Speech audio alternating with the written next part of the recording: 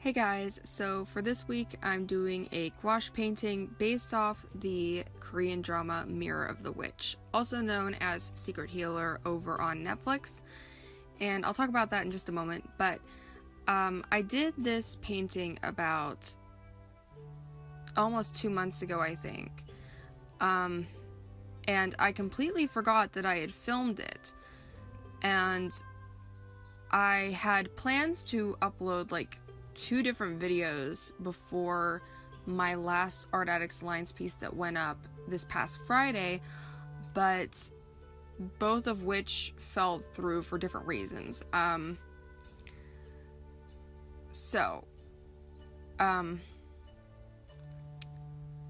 Like I said, I did this about 2 months ago, and so that kind of means that I don't remember too much about what happened with the process, but there's a couple things that I particularly remember, and that is I actually had this idea right after I finished watching the drama in November, but left it go until later. And I decided to do this in gouache because that's just sort of the image that came to mind.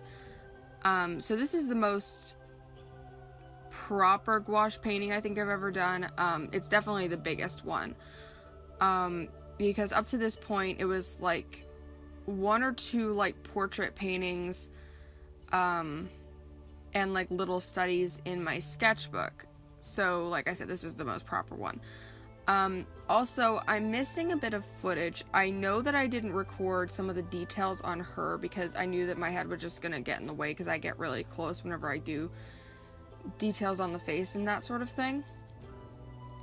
But I don't know what happened to like the footage for half the background, and because this is kind of old, I don't have that on my phone at all anymore, so if it wasn't on my computer, it's just gone.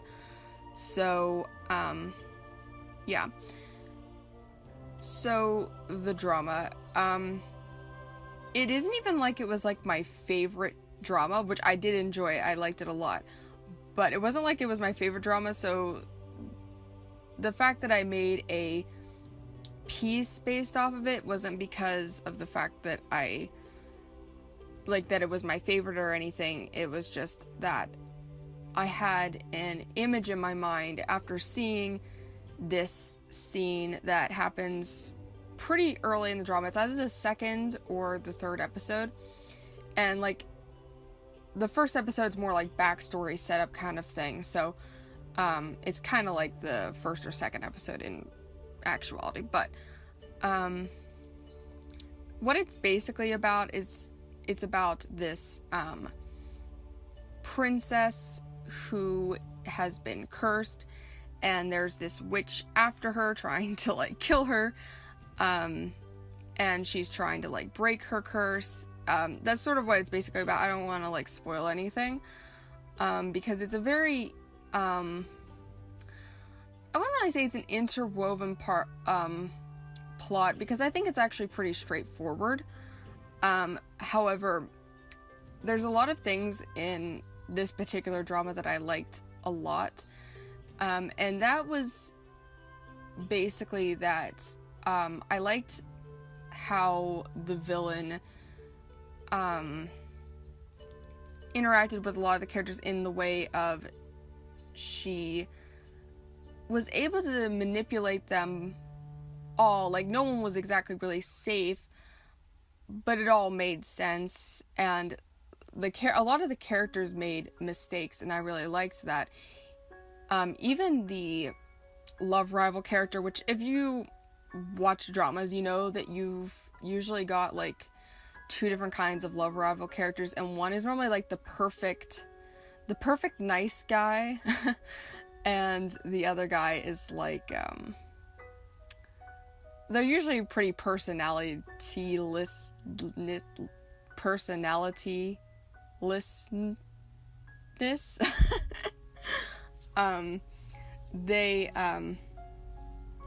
They're usually just the character that you're like, I don't even know why you exist other than to just be in the way of the main characters.